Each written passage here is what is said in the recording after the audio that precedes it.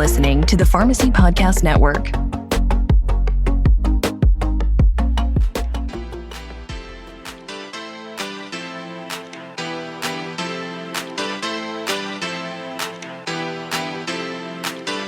Welcome to the McKesson IdeaShare podcast series post show. The Pharmacy Podcast Network was partnered with the Independent Pharmacy Cooperative, better known as IPC, while in New Orleans at the 2024 event. Special thank you to the IPC team for hosting the PPN inside of their magnificent booth.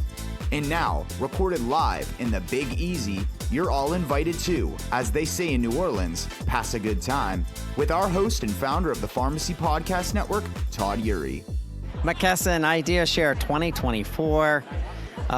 One of the aspects of IdeaShare that we get excited about is digging into some of the updates that are coming from Health Mart, and I want to have our listeners understand some of those updates.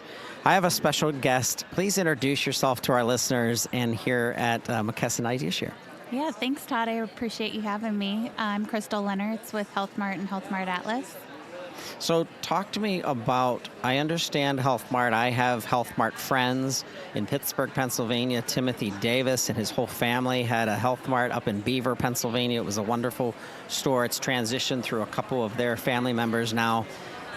That is a theme of Health Mart over the years, has been family and has been keeping things within the community and empowering the community. However, You've also included technology updates, evolution of the programs. Talk to me about Atlas. Yeah, well, I'll start with Health Mart from a franchise perspective, if that's okay, and love to talk about Atlas as well. So Health Mart is our independent pharmacy franchise, but they're all independently owned and operated and definitely a part of their individual communities. And we've been talking a lot at the show about Health Mart perks. So essentially just exclusive discounts and access for our Health Mart members to things that they need to own and operate their pharmacy. So we've been highlighting a little bit of that here at IdeaShare, and then also talking quite a bit about Health Mart Atlas, which is McKesson's PSAO. So a lot of our Health Marts choose to be Health Mart Atlas as well to help them with their managed care needs. So we do have several sessions here around some of the contract changes that we're expecting for 2025 and kind of what's on the horizon with some changes in the market towards cost plus as well. And then I know cash flow is also really top of mind for a lot of our owners. So we've been talking about different ways that to make sure that the pharmacy is receiving and reconciling every dollar that they've earned. So we've highlighted a few additional programs as well. So McKesson Reimbursement Advantage, which pairs up pre- and post-adjudication edits, so the technology aspect of what you were talking about, with a personalized monthly call from their advisor to help them optimize business operations. And one of the new things that we're highlighting here is a brand new edit, so the technology component around payer transparency and ensuring the pharmacy and the patient has a choice when, for example, a claim may be submitted to a third-party insurance, but then rejected for a product or patient reason, and automatically being converted to, say, a cash discount card, and then putting that power back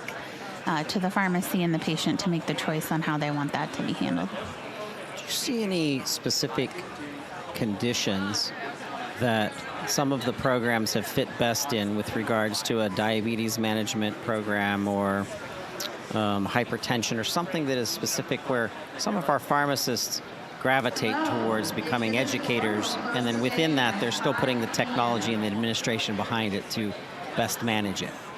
Yeah, not necessarily with the MRA, but more with one of the Health Mart perks that we're talking about in the nutraceutical space. So as we think about those patients and kind of their nutrient depletion and their needs, being able to meet all of the patient's needs. So one of those opportunities is around full script. So it just helps enable the pharmacist to have a conversation with the patient around potential gaps or depletions or things that could be causing side effects that can be managed. So just looking at the overall whole patient and their needs, both prescription and over-the-counter.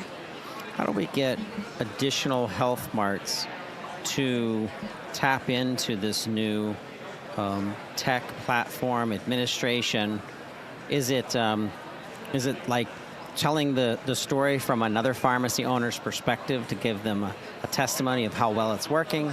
Is it time intensive for them? Is there an internal team from the McKesson Health Mart team that helps them kind of implement this? Like, talk to us about that side of it. Yeah, I would say always peer-to-peer is strong, and that's what IdeaShare is all about, bringing peers together and letting them share the ideas. So they'd much rather hear it from a fellow owner than from any sell sheet that we might put out. So I think that peer-to-peer is powerful. We also have a group of what we call our VP pros. They're here at the show on the RX Pro Bar. They're all pharmacists and pharmacy operators, and they help support our different regions so they can go in and help assist our owners. It's always the owner's choice what they want to implement, but to have another expert that's seen what works in other stores is also helpful. Crystal, when I walk into this conference, it feels like I'm walking down Main Street in a small town, and the setup that you have, the benches that you have, there's a theme here, there's an attitude here, and this year it's extremely hopeful and there's a lot of excitement. Are you picking up that same vibe here at IdeaShare? Yeah, I'm just loving the energy on the show floor, and I feel like that small town community feel is very akin to what our pharmacies and the communities that they serve. It does seem like there's an optimism. Yep. There's a lot of challenges that have been facing us as an industry, but I'm feeling a lot of energy, a lot of commitment from owners to try new ideas and share ideas with each other, which I think is why we have IdeaShare. So I'm very excited about hopefully the momentum coming out of the conference. Yes. Well, we are so proud to be here. We're working with IPC on a bunch of different projects, especially with some of the clinical and digital health things that are happening, things that are outside of just a prescription specifically. What other things are you seeing happening within Health Mart with regards to cash flow opportunities that aren't necessarily prescription driven? Yeah, I would say it definitely depends on that individual pharmacy and their community and the opportunities.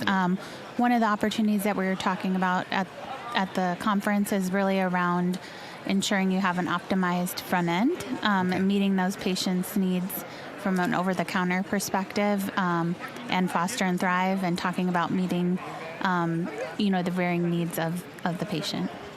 Thank you so much for participating in the McKesson IdeaShare 2024. We hope to see you back. I think we're going to be in Nashville yes, next I'm year. super excited. Yes. Very good. Thank you so much. Thanks, Todd.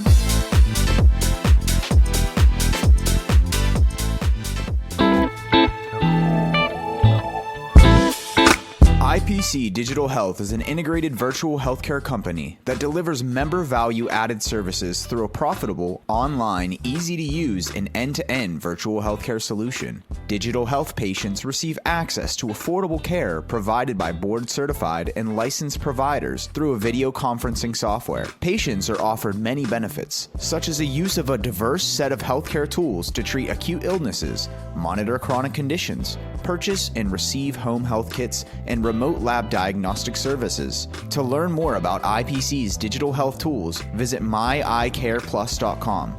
That's myicareplus.com.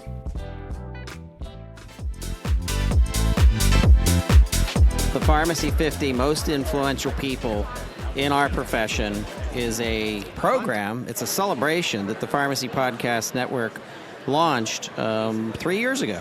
And Dave Randolph was voted as one of the 50 most influential people in pharmacy, and he's standing here with me right now in the IPC booth here at the IdeaShare, McKesson IdeaShare 2024. Dave, it's so good to see you. Well, it was nice meeting you in person finally. That's nice to actually put a name to a face outside of just online. There have been people that have been part of our PPN organization as publishers and as hosts. Benaz Sarami, for example, hadn't seen her in over 6 years, and then finally got to meet her in person. It's always great to actually see people face to face. Why are we here at IPC? What's happening at the McKesson IdeaShare that drew you to this conference? What's important to you coming to IdeaShare? Well, IdeaShare for me is kind of three different things. Number one, I can get CE credits, which I can get at home, but it's nice to get some outside viewpoints and education that way. Second thing is I can bring stuff back, especially in my situation in rural Nebraska, bring new stuff that has not been seen in pharmacies or anywhere else. Maybe online people will see it, and I can pick out things that I think will work in my business, take it back, things that will help out my patients, especially things like remote patient monitoring, which we're doing now. And that's a big part, but my absolute favorite, is connecting with pharmacists and technicians from across the country, that even though we may be from big cities, rural areas, poor communities, affluent communities, we all have one thing in common, and that's taking care of patients and taking care of our businesses. And it's just a way to meet men and women in the same situation as me and finding out ideas from them of what's working, what's not working, and just supporting each other. Yep. So one of the reasons I think that you were voted as an influencer is because you like to communicate with audience. You like to reach out to your community in creative ways. You use social media so well to communicate what's going on in your pharmacy. Talk to other pharmacy owners about leveraging social media. I am blessed with a daughter that takes care of all of my social media. We are on TikTok, we're on Instagram, we're on X or Twitter, we're on YouTube as well. And we were on Facebook, but during COVID got kicked off for some unknown reason, haven't been able to get back on. But it is a huge part, and you really honestly don't think that, like, the older population, the boomers, even Generation X, I would say, are on there, but they are. And it is a great way for them to get information not only about you and your business, but their health as well. And that's what we're in pharmacy for, is to help people out.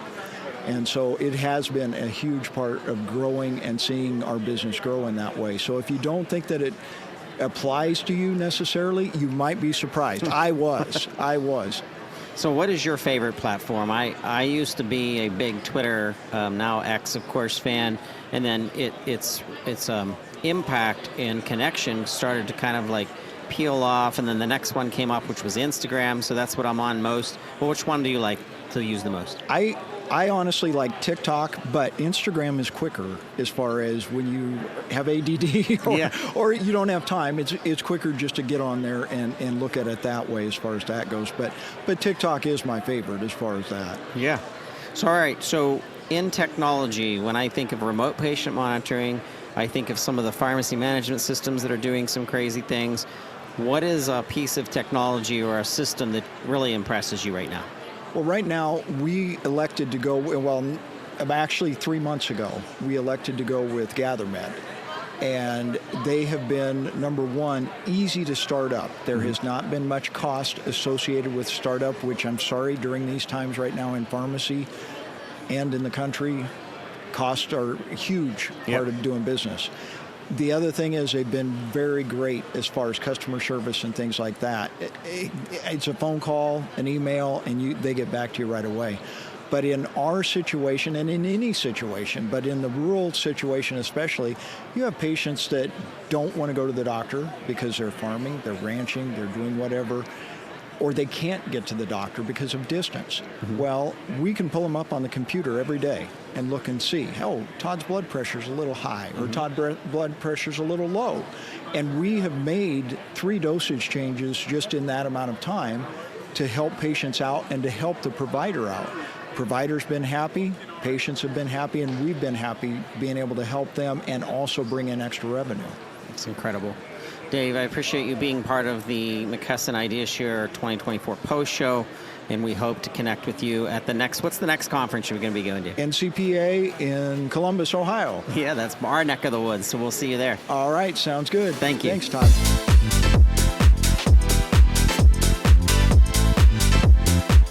Technology plays a big part of innovation in the business of pharmacy, and at McKesson IdeaShare 2024, I'm excited to have Vince in our booth. Vince Leonard, Liberty Pharmacy Software. Thanks for being here. You bet, Todd. How you doing? Doing really well. Good. How's the show been? It's been phenomenal. Don't you feel like energy here? Like, isn't there excitement that you're picking up? This year specifically, there is. It's really nice. Our booth has been totally packed, and I'm like, oh wait, it's over now today. So it's like it kind of helps the time go by as well. So that's right. A lot of talking with customers as well. So yes. Well, I've been watching you for years. As a matter of fact, I'm celebrating my 20th year in pharmacy this year, and I've known you for probably just about that long. And you've done some amazing things in tech and helping community and independent community pharmacy. One of the things that you've done is you've come up with an integration with the iCare Plus system through IPC. Tell our listeners a little bit about that. Yeah. So one of the things we did with Liberty when we rebuilt our new platform, we wanted to have an open connected platform because every pharmacy is different, right? And so what we did was we have two ways to do it, one through our API, but specifically what IPC is using is our software development kit on our toolbar. So it's like a plugin is what we call it. And so think of it as like a white space. Different vendors can use it for different things, but specifically what they wanted to do was when they're in our Liberty platform, let's say the tech or pharmacist doing something, and on the top of the toolbar, we'll have IPC's iCare plugin, named to them. It's really nice because when they're working with that particular patient and stuff, it'll pull some of the data and they can click on it. And it does. It goes right into iCare's portal, so they can go in and say, "Oh yeah, this is what I need to do with this particular patient," or something like that. So it makes it really easy for them to get into that platform, and to alert them when they need to do something. Very cool. Very cool. Yeah. So what else is happening at Liberty that you would like to share with the listeners? Something that is coming down the pike? Is there any secrets that you can kind of tell us a little bit about? Well, I can't tell you secrets. Nobody can do that one. But no, yeah, one of the things we just launched was our mobile app. Okay. We completely revamped that. It's called RX365 Mobile, and it's on iOS or Android devices. It's for the patients. It's to help our customers compete against the chains, right? Okay. Yep. So the patient can download it. It gets branded very easily to the pharmacy just by putting in their phone number. It'll rebrand for that, and then they can see their whole profile, see the pictures on their drugs, refill requests. If the pharmacy wants to run a wellness program, like immunization clinics or point-of-care testing kind of appointments, those will automatically, they do that in the pharmacy software, and it automatically back feeds to the app and make those appointments available. Yeah, it's really neat. They can upload insurance cards, that goes back into the system. They can do transfer prescriptions. And we're going to have payments coming up very quickly as well. It's like probably within about a month on that one. So before they mail order it, they can pay it, or before they deliver it, they can pay for it, like text to pay, that kind of thing like that. So it's like a built-in e-commerce system. Well, almost, yeah. I'd like to get to that point. Absolutely. It helps the independents drive OTC sales. So that's awesome. Yeah. Vince, we always enjoy seeing you at the shows. Are you going to the NCPA in Columbus? We are. Yep. We'll have to see you trade there. Show season. We'll be there. I know. All so right. We'll see you then. Well, thank you. Hey, how does listeners reach out and connect with you? What's the best way to do that? LibertySoftware.com. LibertySoftware.com. Yep. All right. Thank you, Vince. All right. Take care.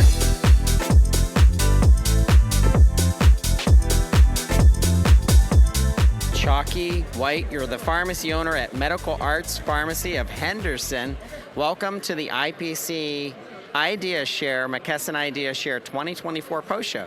It's so good to be here. We are really enjoying being here. So I want to congratulate you for being the MVP and how IPC has recognized your excellence in community service and being a community staple and of health and how that's changed over the years. Talk to us about that. What's it like to be singled out as an MVP? Well, it's quite an honor. We were totally surprised when we heard that it was a chance for this, but things have really changed over my long tenure. I started my pharmacy in 1971 in Henderson, North Carolina, in 600 square feet of space, and now we have a building that is a 10,000 square foot building with 6 pharmacies. I was the only employee for 2 years, and I've gradually added on 1 employee as I needed, and my idea was always to have 1 more employee than I needed to give great service. So we knew the only thing that we had to give that the chains didn't have was great service. So we have tried to outperform them any way we could. So other than the customer service aspect, what's changed over the years in community pharmacy that you've kind of been able to follow to assure that you're staying ahead of how other entities are delivering services to people that need pharmacy care? Well, we have always tried to find niches that we could get into that other people weren't able to do or weren't willing to do. We first started with durable medical equipment and sold wheelchairs, walkers, and that kind of thing. None of the chains were able to do that, or if they had those kind of services, they didn't give personal attention to it. And we evolved from that to selling diabetic shoes. We have started with lift chairs.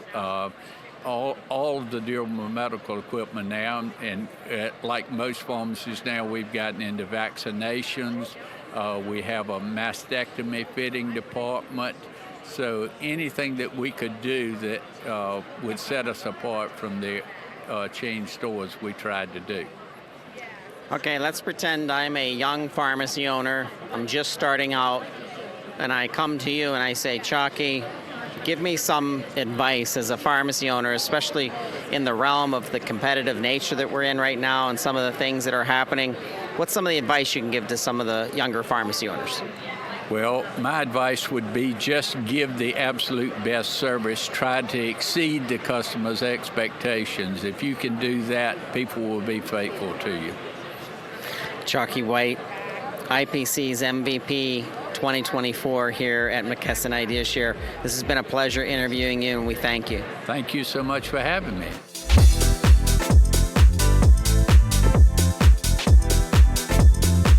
McKesson IdeaShare 2024. This has been one of my favorite shows because of the people that we're talking with, and they're the stars. They're our servant leaders of pharmacy, and this next guest has been special to our profession.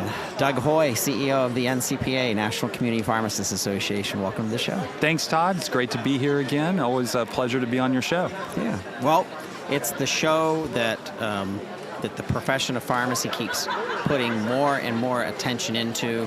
We're expanding beyond 40 hosts now with so many different themes. IPC has joined the network because they know that their pharmacy owners need to share more ideas about what's making money and how to make better clinical programs that are easier to get paid for. And so there's a lot of things happening at McKesson IdeaShare. What is the next phase of the growth for the NCPA, the National Community Pharmacists Association? I'm so excited about the 2024 show coming up in Columbus. In October. But tell us about the state of the nation with the NCPA right now. So we launched 2 weeks ago a campaign we call the Finish the Fight campaign that we're really excited about. This is a public relations campaign, and for those who may not recognize the Finish the Fight label, they probably would recognize the Leeches video. The PBMs are Leeches video. That's part of the Finish the Fight campaign. Okay. And the idea behind the campaign, so this is something that our NCPA board, which is made up of all pharmacy owners, I went to them and we made this proposal to them because we are so close on PBM payment reform. And that's what the industry desperately needs, is some payment reform. We need some predictability, some stability, and transparency in payment reform. And of course, NCPA doesn't negotiate contracts. That's not our role. That's the PSAO role. But we are able to collect the voices of independent pharmacies to lobby in Medicare and Medicaid, which are government programs. Still hard to do because those two programs are often farmed out to the private market. But still, that's where there's a voice in Congress to try to get something done there. And we're so close with Medicaid reform. There's legislation that's passed the House of Representatives.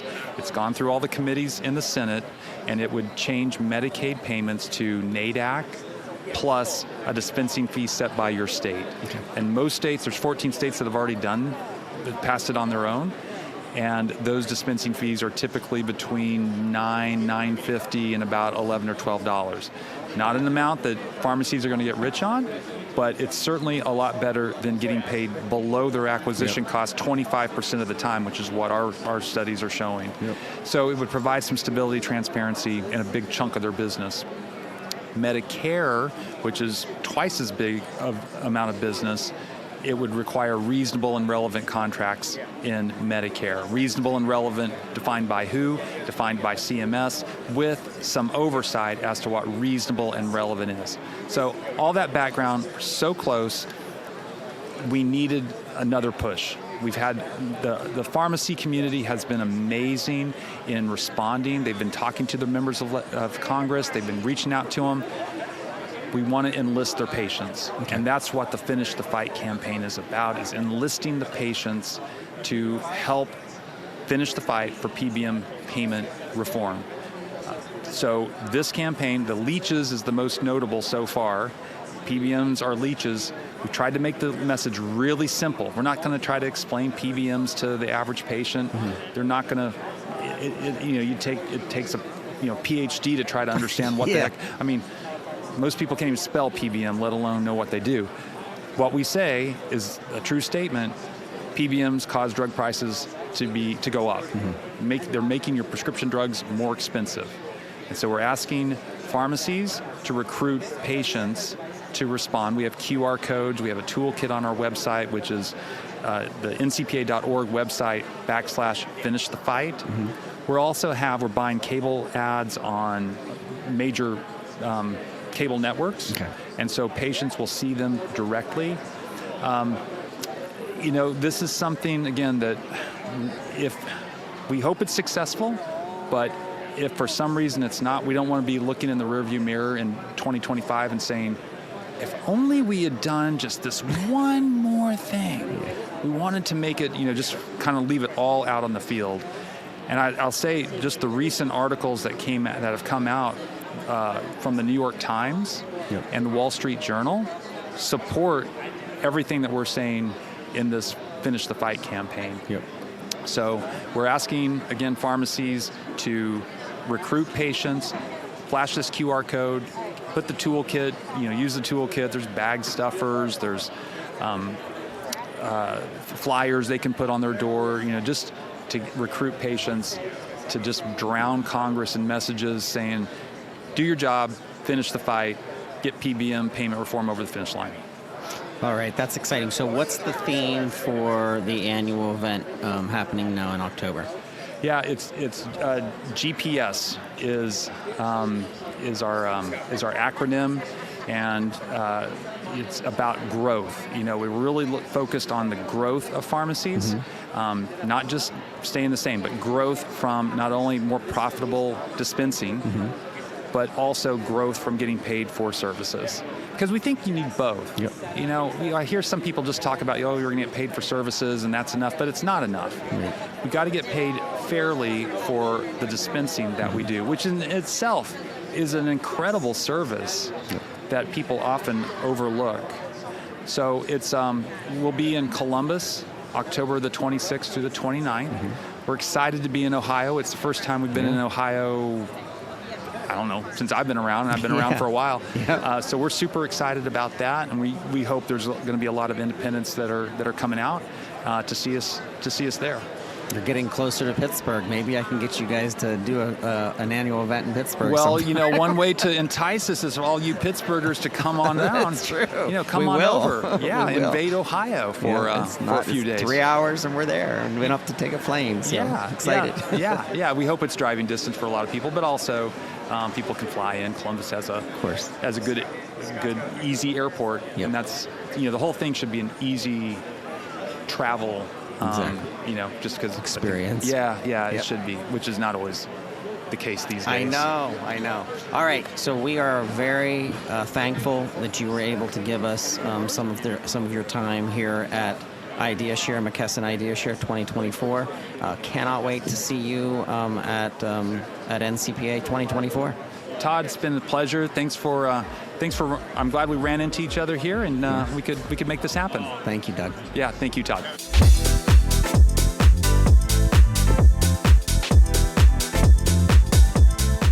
McKesson IdeaShare 2024. Here with Kristen, Reabe, and Shawn, Gove. It's so good to see you both. Thank you for having the Pharmacy Podcast Network as your press partner for this event. I want to jump into a conversation. I'd like both of you to introduce yourself and give us a little background on what you do here at IPC. I'll start with Kristen.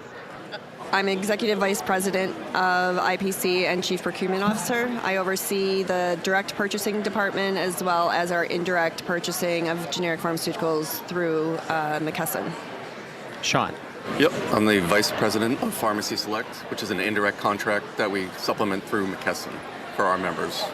All right, so I remember I've been in pharmacy now 20 years, and the first time that I really got an idea of what a buying group did for pharmacy was a long-term care group. I can't remember the name of it. Actually, they're not even in existence anymore. And it was really educational for me to understand that the buying element, contracting with manufacturers, getting the right pricing, obviously generics, is a huge deal. And sometimes we forget about that with some of the, I want to say, some of the more sparkly services that come out of buying groups. But let's return to really the purpose of a buying group, and that is the buying power of our generics. Talk to us about your department and how IPC members are at a great advantage based on some of the strategies that you have in place. So we do the contracting on two different ways. So we do it, like Shawn said, that he oversees the indirect part of it, where we are partners with another buying group, and we have combined our resources and our buying power in order to negotiate better pricing that is then serviced through the wholesaler. And then we are also part of a buying consortium that we are part of on the indirect side. And if we were to try to go out and negotiate pricing on our own, we wouldn't be as competitive. So by joining not only all of our pharmacies together, but also partnering with strategic partners in the industry, we are able to negotiate better pricing on their behalf so that they can remain competitive. Shawn, what, in an extension of that, do you feel that pharmacy owners, some pharmacy owners, maybe they're not IPC members, for example, what do they miss out on by not dialing into some of the strategies and services that you're providing? Yeah, I think at times they're just so busy with everything within their business that they just can't get super granular with the detail and the data that we dig into on a daily, weekly basis. So that's what we try to help members with, and prospective and current, and just try to show them that there's opportunities out there that they might be missing. And if they're not missing it, then we share success stories and with other members as well too, because we're all trying to make the independents grow and stay alive. And I would also say that we work very closely with McKesson. We have every other week conference calls with them where we are working with their entire team from pricing to stocking. So having the relationship with them, and I've worked on this part for over 20 years. I've had relationships over there for over 20 years, and now Shawn being part of the team and bringing his knowledge of the industry as well. We are working with them on supply issues and pain points of our pharmacies, as well as serving as their watchdog, and that's one of our greatest functions. We just had a meeting with them today talking about pricing and how we can work better to make sure that not only our pricing remains competitive, but theirs as well, so we can be a source of information for them. What about shortages and NDCs that aren't as available as others? Talk to us about management of that and how you're helping the IPC member.